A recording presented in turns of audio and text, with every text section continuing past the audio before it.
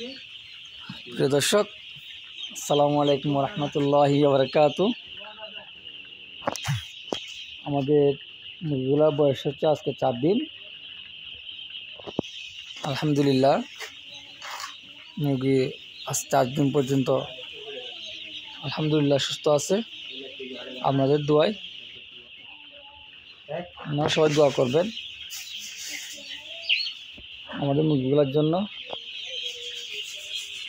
এখন বেশি ঠান্ডা পড়তেছে, এখন কি করা যায়? পুরন খামারিরা একটু পরামর্শ দিবেন আমাদেরকে। ঠান্ডা বেশি পড়লে কি করব সেটা।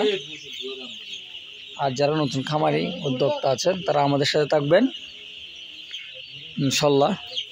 আমরা ঠান্ডার জন্য কী করতে চাচ্ছি সেটা আপনারা একটু দেখবেন, জানবেন, শুনবেন। সবাই দোয়া করবেন আমাদের জন্য। আসসালামু আলাইকুম রহমতুল্লাহি ওয়া বারাকাতুহু।